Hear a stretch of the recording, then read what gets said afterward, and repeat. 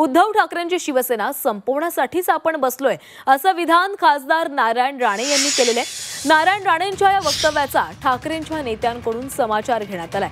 राणेंनी पक्ष संपवून दाखवावा असं थेट आव्हानच संजय राऊतांकडून देण्यात आलेले आहे। राणेंना स्वतःचा पक्ष विसर्जित करावा लागला असा टोला दानवेंनी लगावलाय।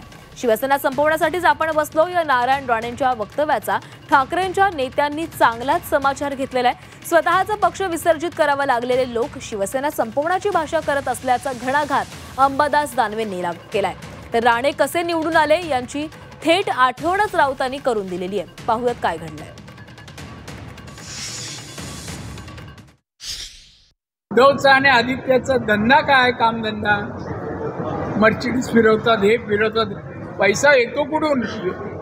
तो सामना किती चालतो कोण घेत पण नाही, तरी मध्ये नफ्यामध्ये असतो। हा नफा कसा काय दाखवतात इन्कम टॅक्सला, हे कोड आहे। त्यामुळे उद्धवने या भानगडीत दुसऱ्याचा भ्रष्टाचार वगैरे असं बोलणं जाऊ नये। ते जड शब्द आहे, अंगलट येईल। पण उद्धव ठाकरे असं आहे देखील बोलतात की किती संपवायचा प्रयत्न केला ठाकरे घराणे संपवायला बसलो नाहीये, उद्धव ठाकरेची शिवसेना संपवायला बसला। विडा उचललाय। कोणता विडा? ठाकरे घराणं नाही तर ठाकरेंची शिवसेना संपवायला निघाला। बरं, संपून दाखवा, संपून दाखवा। 10,000 रुपयाला एक मत विकत घेतलं म्हणून जिंकलात ना? आणि कसे जिंकलात हे राहुल गांधींनी सांगितलंय, आम्ही सांगू।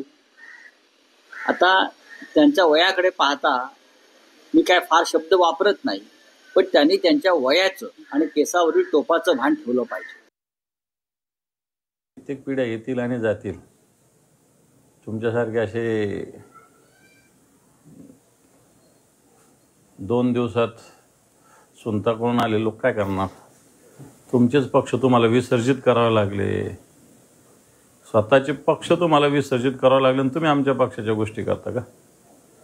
स्वतःचे पक्ष तुम्हाला विशीला टांगावे लागले, स्वतःचे पक्ष स्थापन केले, विसर्जित केले लागले।